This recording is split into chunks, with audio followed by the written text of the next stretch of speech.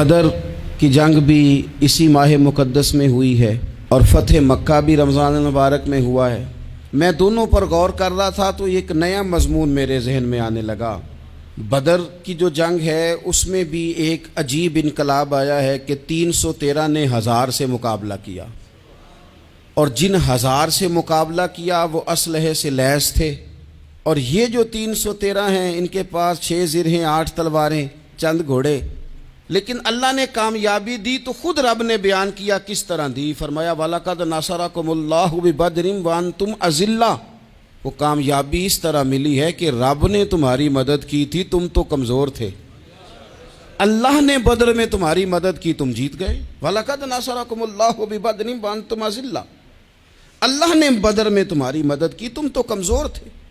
फिर फ़तह मक्का नसीब हुई तो उसमें भी बेहतरीन मनसूबाबंदी नबी पाक अलैहिस्सलाम ने फरमाई, बेहतरीन हिकमत अमली हुजूर ने अपनाई। लेकिन हमें जो अल्लाह रसूल ने बात समझाई वो क्या है? इज़ा जा नस्रुल्लाह वल फतह।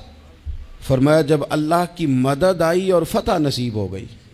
ये अल्लाह ने मदद फरमाई तुम्हारी, यहाँ भी फ़तह मक्का भी अल्लाह की मदद से, जंगे बदर भी अल्लाह की मदद से। वो जो मदद है अल्लाह ताला की, जब वो हम ये करते हैं कि हम अपनी सारी ज़िंदगी सियासत की नज़र कर दें। हमारी सियासत सिर्फ मुल्क में नहीं होती, हमारी सियासत ख़ानदान में भी होती है।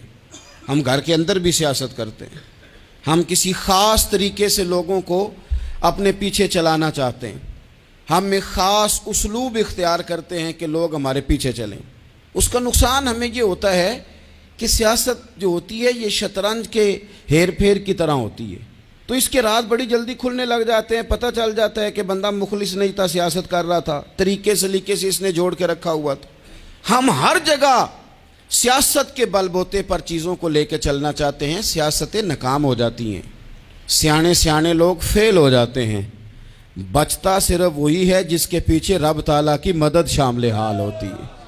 अपनी ज़िंदगी के अंदर हम जो कुछ भी कर रहे हैं, जिस शोबे से भी हमारा ताल्लुक़ है, आज हमने इस बात पे गौर करना है कि पहले तो ये गौर कर लें कि जो काम हम कर रहे हैं क्या वो काम ऐसा है कि उसमें अल्लाह की मदद हमें मिलेगी। अगर आप कोई माज़अल्लाह नाजायज़ काम कर रहे हैं, फेले हराम का इर्तिकाब कर रहे हैं, तो उसमें तो मदद इलाही आएगी नहीं। पहले तो ये देखें जो कर रहे हैं वो काम मदद इलाही वाला है, और अगर अल्लाह ताला की मदद वाला वो काम है फिर उस पर गौर करें कि क्या हमने मालिक से मदद का सवाल किया है, हमें मदद मुयस्सर आ रही है। वो मैंने बुज़ुर्गों से एक बात सुनी थी, वो बड़ी याद रह गई। वो फरमाया करते थे काबिलियत भी बड़ी चीज़ है लेकिन कबूलियत सबसे बड़ी चीज़ है।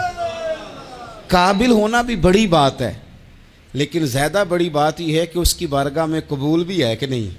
अपनी ज़िंदगी में अल्लाह की मदद की तरफ बढ़ें, मालिक की मदद का हुसूल इख्तियार करने की कोशिश करें।